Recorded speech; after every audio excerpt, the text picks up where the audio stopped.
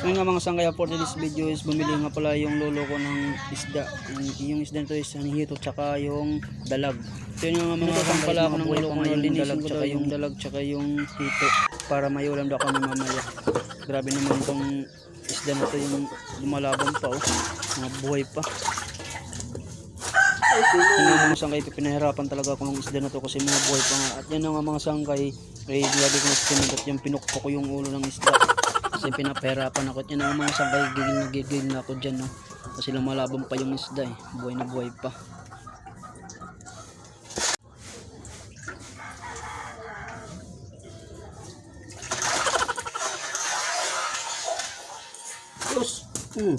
So yun ang mga sangkay, nilagyan ko pala ng stick yung bibig ng isda para may mahawakan ako. At yan ang mga sangkay, tinanggal ko na pala yung galaskis ng isda. Yan pala yung purpose mga sangkay, yung paglagay ko ng stick sa bibig ng isda para may mahawakan ako.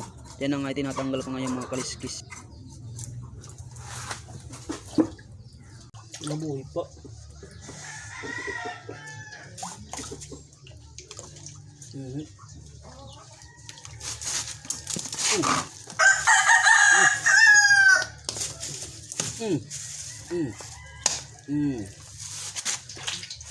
Ito pa. Ito lady.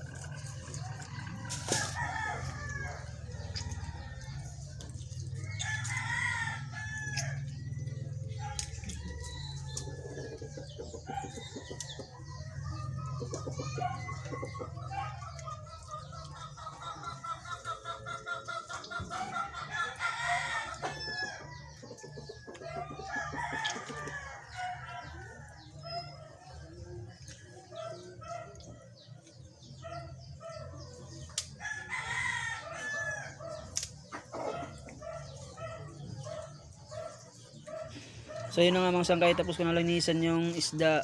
Yan na nga, ready to ano na to, luto na to mamaya. May ulam na kami nito mamaya. So yan na nga mga sangkay, tapos na.